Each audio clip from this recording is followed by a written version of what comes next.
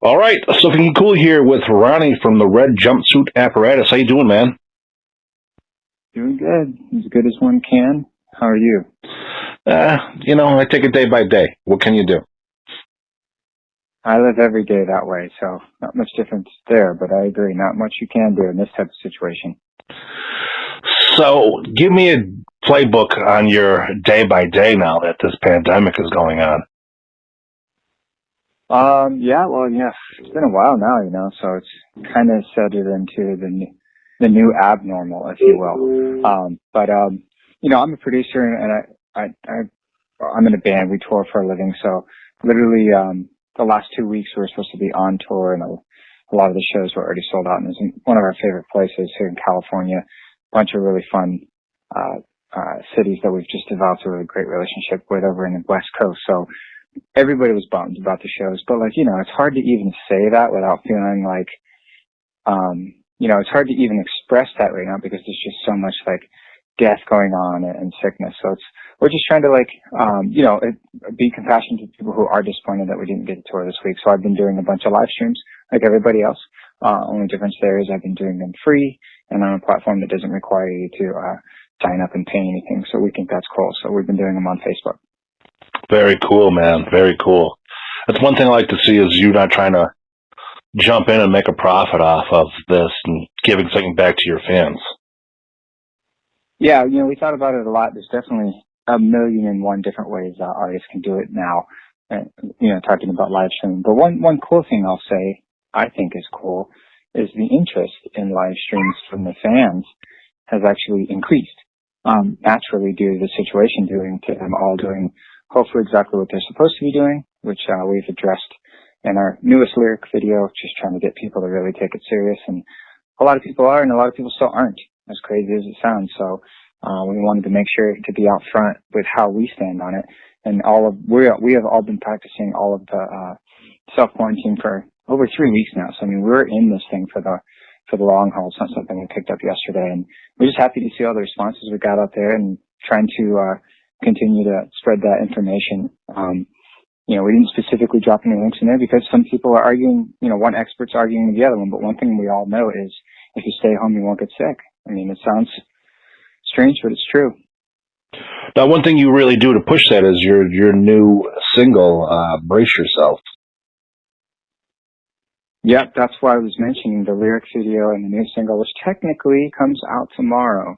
But we did drop the lyric video early just because in the whole 17 years of doing this band, from face down all the way till now, the most important thing on every poll we've ever done to our fan base has been the lyrics.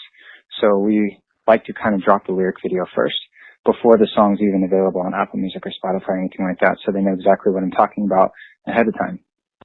Now, what was it like writing a song about what is going on at this moment? There's a pandemic going on. You're basically telling people, listen, it's going to get harder. Do what you can do to protect yourself. The concept evolved very kind of organically. This song was written a long time ago, so we know some people don't think that because they think it's so perfect. They think it was written this month or last month even. Not the case. This was always going to be the next single. This was always going to be on the EP, which was already entitled the Emergency EP last year. So this is just something that we had been expecting. And a lot of people have been expecting stuff like this because of the way the world is now. So, we're not necessarily like crazy conspiracy theorists, but we did have a feeling that there was going to be some type of global event. So we called our upcoming EP the Emergency EP. Again, this is, way back last year.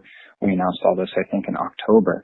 So the song was written. The lyrical inspiration actually came from our guitar player, Josh. His mom is a breast cancer survivor, and she, at the time, had just been finishing up some of the more brutal aspects. And anybody who's ever dealt with that whole cancer world knows how tough it can get. So, the lyrics were actually written after I had a conversation with Josh's mom. And they coincide perfectly because all the things that she was telling me about was health. She was telling me how we need to be more healthy. We need to take more caution. We need to be more careful about things in general. There's all these chemicals and sicknesses around us, and it's affecting us. And it affected me when she told me that, and I wrote these lyrics to the song. And then later, we're talking like, even like around early December, or maybe late December, Randy, my brother, he caught wind of the virus, and what was really going on, and he was able to cut through, some of the fake media, and I don't even know who is, I have no opinion on that. I just know that it is out there, that not everything that you read is true. And I think both sides will agree to that. So there was just so much going around that, he was able to cut through that and warned us all really early. So when he started telling me about what was coming and what was going to happen, and it all started coming true, that influenced the visual side of the song. So the visual aspects of the lyric video are, just about what's going on right now in the world.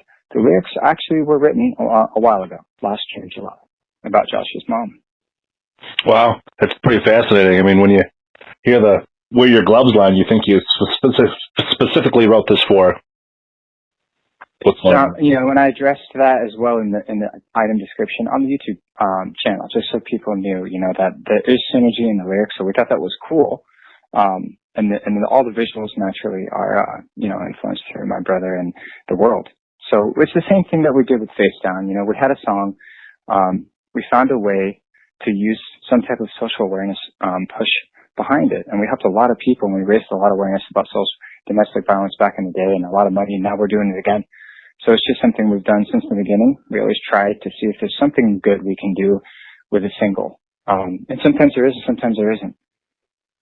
Now, one thing I want to talk to you about as a musician is touring. I mean, I see you guys got some dates lined back up for June. I mean, how hard is that right now to actually start picking places and start lining everything up? Oh, wow. Well, honestly, it's been totally confusing. That's for sure. The status quo has been shaken up as far as touring musicians go, and bands in general. Luckily, everybody has been fairly treated as far as musicians go, when it comes to being affected by the touring getting shut down. And what I mean by that is there's no level or tier of musicians who are allowed to perform. We're all grounded. So, it's fair. So, with that being said, like, the rebooking has been challenging because everybody's trying to rebook all at the same time. And we know, every single band out there has gotten, I'm sure, thousands of messages from their fans, if not hundreds of thousands, saying, we can't wait to get back on the road, especially if they had previous existing dates like we did. We also had a big tour in Australia supporting Boys Like Girls that was just, most of the rooms were already sold out as well. So, like, all those people, we like to tell them the truth. We absolutely plan on coming back, and we can't wait. Will it be weird when we get back together? No. Because, we're all adults now. So when we get off the road, we don't hang out together. We all got families. There's 3 dads in the band. So we're just full-time parenting and stuff. So there's always a little bit of that first day back after we haven't seen each other in a while. Kind of like, not weirdness, just, I would say happiness. Because we're friends, and we haven't seen each other in a while. And when it comes to jamming, we just pick up where we left off. We've been doing it a long time. Now, you're one of the bands that are actually starting for June for shows. I mean, is there any complications in booking those? Is there venues that are saying they're only going to be opening up to, like, let's say half to keep the level of crowd from being there? I mean, what's going on in that aspect? That's another really pertinent question. Wow, I'm answering a few for the first time today, that's for sure. But, again, if it's a room that's already sold out, I have no idea how they would work those logistics. Maybe they would do 2 nights in a row, each night at half capacity. So, like, the cool thing is minds are opening up, and everybody seems flexible right now. So I would say that the promoters, or more even importantly than that, I would think the building owners, which would be where some of the liability would fall if they didn't think this thing through. So, we don't announce any shows that weren't approved by a bunch of other people first. Right. So, we're like, hey, we don't know what to do. What do you guys think? And, they came back and said, well, how about late June? We rescheduled a while back before a lot of the, bigger acts announced. So it's kind of just, we did try to get ahead of the ball, but at the same point in time, like, no one really knows when this thing's going to end. So we're going to try to remain optimistic. We're going to hope for late June. And if that isn't the case, we'll just do exactly what we did before and slide it a little bit more to the right. But no matter what, they're going to happen. We do believe that, and we want to keep the hope going that that's going to happen, not only for Red Jumpsuit, but all the awesome bands out there, all the awesome artists out there. See, what's crazy is, I mean, this is how you make a living. You know what I mean? I mean, you're basically doing a Yeah. gamble right now. It's like, yes, I would like to perform in June. I'm booking these shows for June, but nobody knows if even that's going to take place. Well, it's worse than a gamble, but I'm glad you're,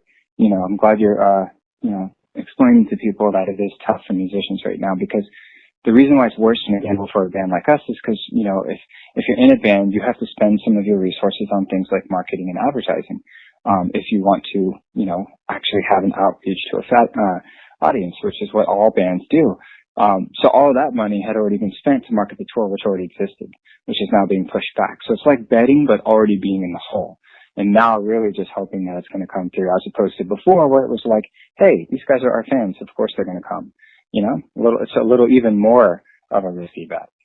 Well, I mean, exactly what you were saying is how this is something that, this is your livelihood. This is something you have to invest in. I mean, there's production that goes on this. There's a crew that has to go on tour. I mean, everyone's sitting there waiting to go, and people don't buy music anymore. So touring is basically how musicians these days make their living. True. And, the same thing goes for merchandise as well. So everything's kind of just sitting on hold. And, again, there's a lot of different ways we could have done it. There's a lot of people hustling right now, trying to monetize everything, and we have done zero of that. I just think that it's important for us and our fans to really watch the lyric video and listen to it and feel the vibe. And we're just focusing on health right now. We're literally, some things you can't change. Are we taking a financial hit? Absolutely. Who isn't? I mean, who's not right now? But who are we to complain about that when there's so many people out there that are worse off than we are? We just don't have the heart to do that. So we've really just not discussed the financial implications. And we've just been connecting with each other on staying safe, staying healthy, and making sure everybody's just really steadfastly taking this thing seriously, because I want every single person in my family and all of my band and their family to stay safe through this. We don't want to go through anyone catching this. And so far we have a 100% ratio on that, although many of my friends in LA have already contracted it, but nobody in my family yet. So we're just taking this thing seriously. Now, that's one thing I want to talk to you about is, you mentioned everyone's health and staying safe. You're planning on going on tour at the tail end of the pandemic, like right when it's hopefully ending and things are starting to get better. What precautions are you going to take when you go on tour? The same we always do. The last tour we did was right when this thing was popping off, and we toured.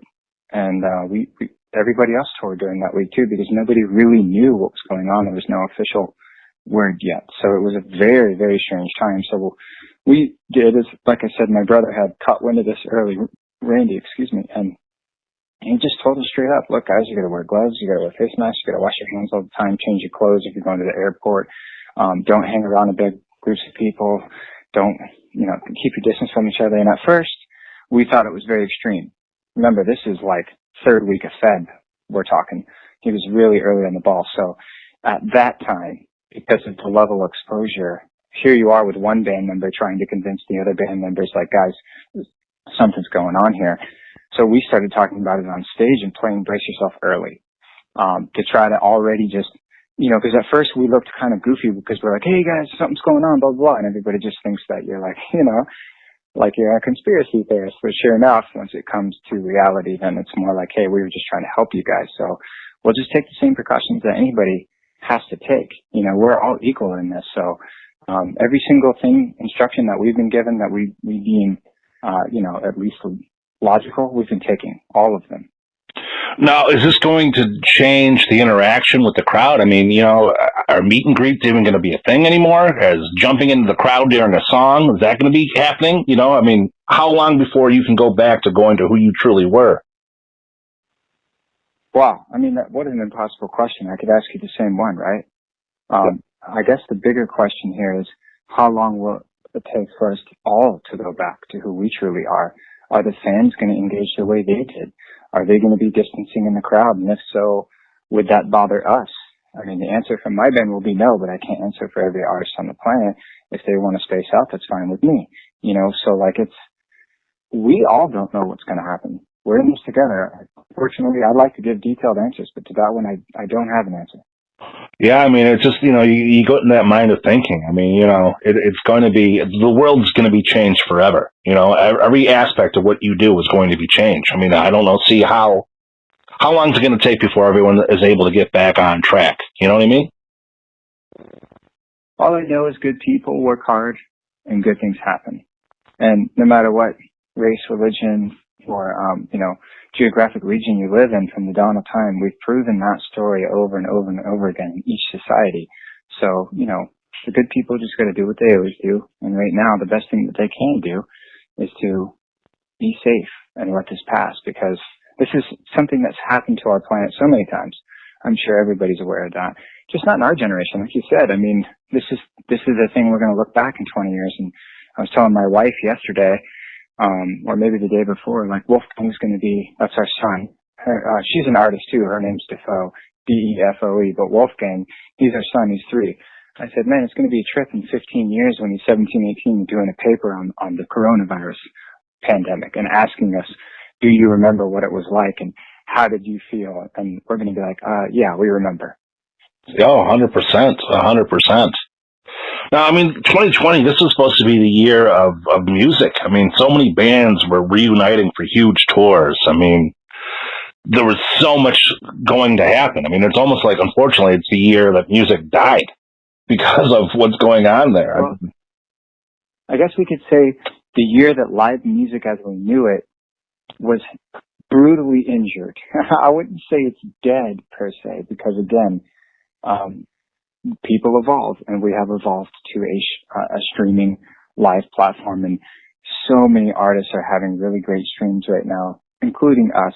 And it's just been awesome to see the fans so perceptive of it, because people used to ask me all the time before this happened, why don't you go live? Why don't you go live? Because a long time ago, we've been a band a long time, man, a lot longer than people realize, some people anyway.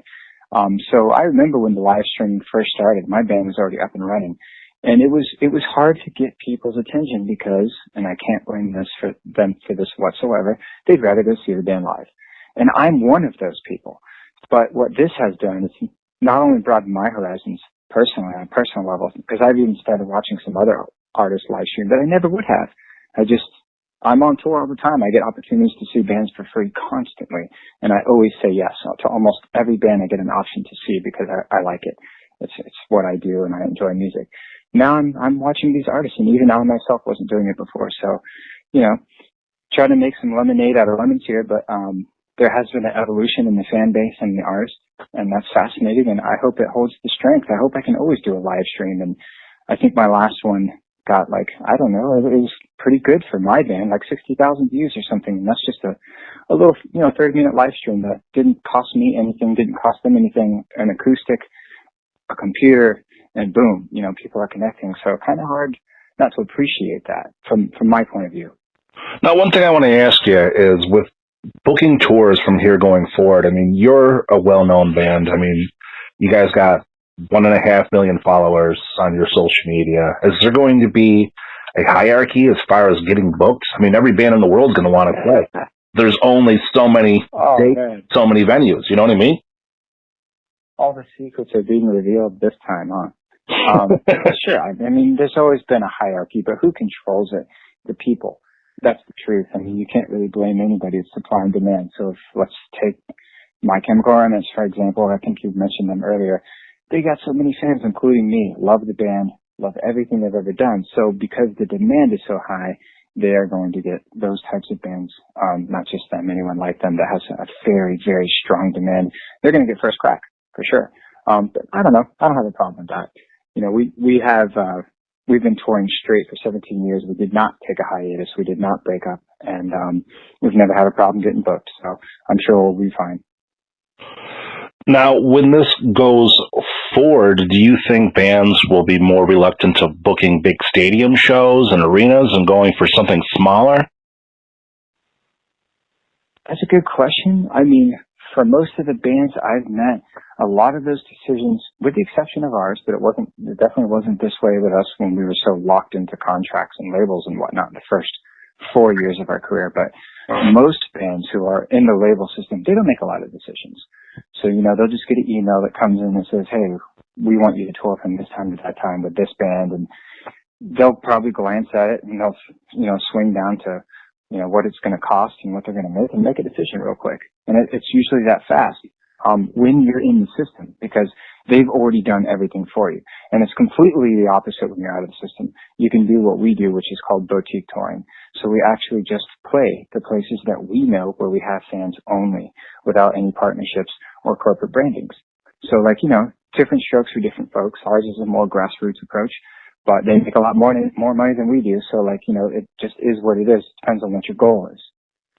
Now, one thing I want to ask you is that you guys have an ad card for a long time ago in a galaxy called LA that was on the Zoom social network. I mean, it's in thousands of different bars and health clubs and restaurants, bowling alleys, so to speak. What is that like now that you get all that exposure on something and all these places are closed and they can't be part of it? Well, luckily for us, that single impacted on January 31st, and this is April. So, the life of a single, as any artist will tell you, is short. Even if it has success, the peak is usually within the first 60 days. And that's with success. Hopefully it doesn't peak in the first day or two.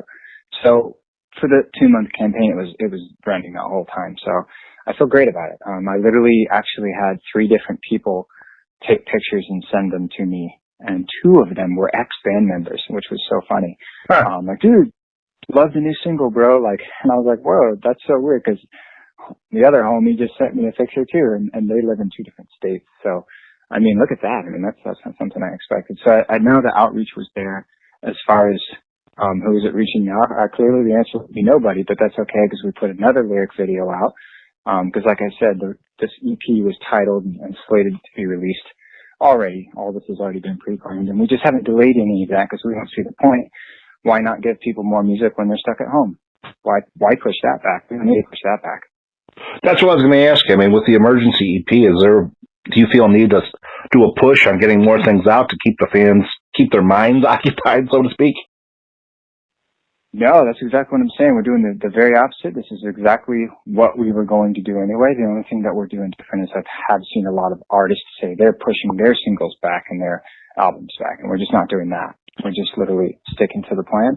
And, it just happens to be that the plan is working, which is great. Especially if we've been abandoned this long. We've had plans that have gone terribly wrong. Some of them have gone comfortably in the middle. And some like this one, which honestly couldn't be going any better from our standpoint. Now, when you go on a marketing platform as far as releasing stuff and getting media exposure and things like that, I mean, is it hard in this kind of environment that we're in? I mean, do you look ahead at the news and see what statistics are and see what's going on and see if there's going to be another media blast about the coronavirus and this or that? I mean, do you look at that kind of thing and say, wow, maybe I should hold back a day or two, or how does that work?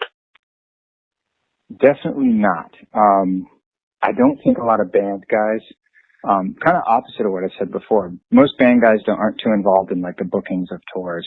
But they are definitely usually all very involved into social media and marketing and how their band is perceived. So my band is one of those as well. So, we just we don't ever really look at the news for anything when it comes to our music per se. We just always drop what we want to drop.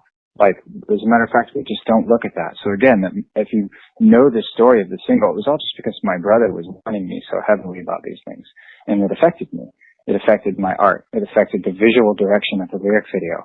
It was always going to be in that direction anyway, but I actually did have face masks and some other things because of the cancer treatments that we were talking to Josh's mom about. But, we slightly changed some of the images to be more relevant with the current pandemic. But the topics do have synergy, both of them. They're both, what some kids are calling healthcore now, which I actually think is kind of cool. I don't mind that. You can call us healthcore all you want. So if you know the organic way that the song started, it makes sense.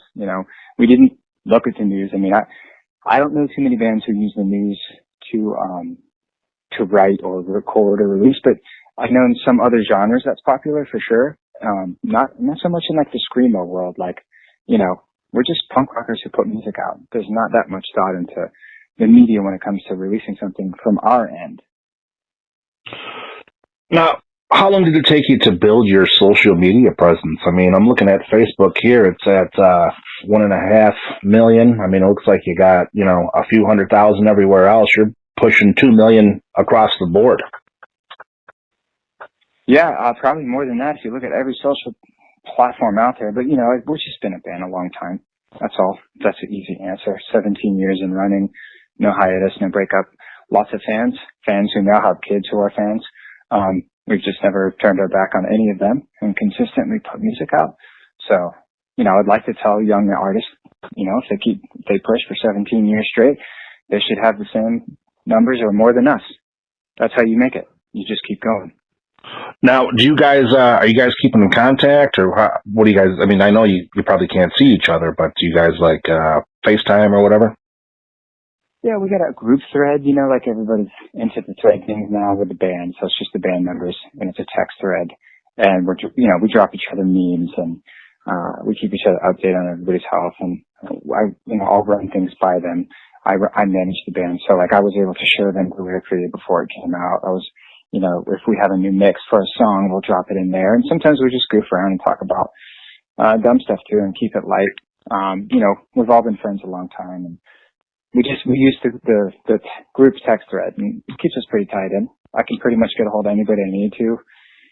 Last year we had this crazy offer come in from Bali and we had 48 hours to say yes and get on a plane and perform, because it was a wild card situation. And I was able to get a hold of all the guys. They all said yes, get the flights booked, get out there and make the show happen in 48 hours. So it's nice. We're always connected no matter what. Now, how are you guys going to handle rehearsing before the tour starts?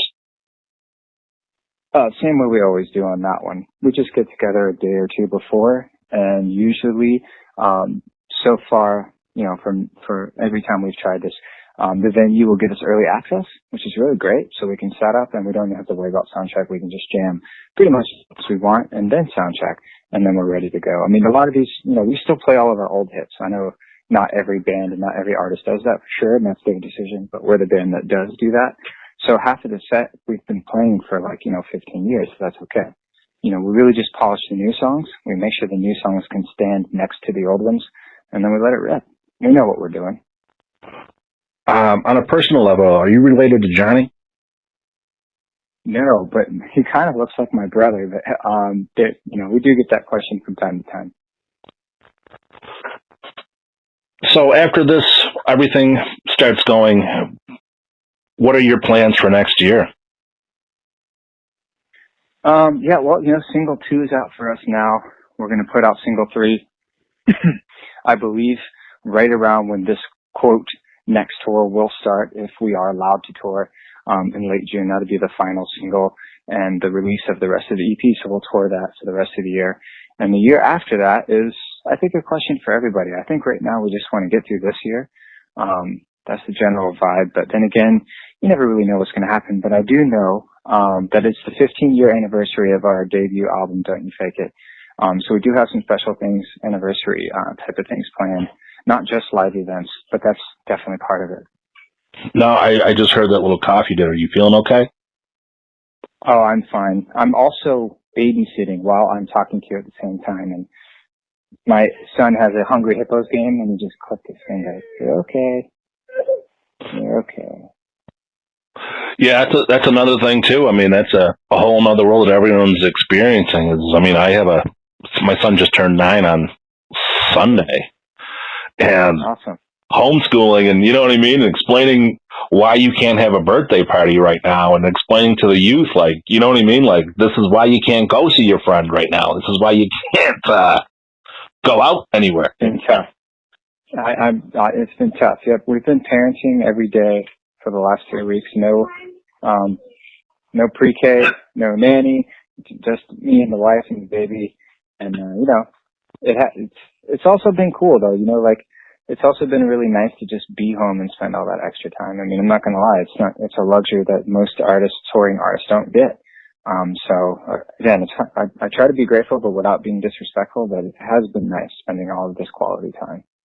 Yeah, I mean, that's definitely a silver lining that most people don't even think about, is when you're a touring musician, being home is priceless. It's worth every penny. But it's not only being home, but being home and because I can't allow him to, like you said, it forces us to stay together and connect. So, everything's perception. You can look at anything from one pair of glasses or another and completely change your opinion on it. 100%. I mean, that's the one good thing is the bonding time you get to have with your family during this crazy times.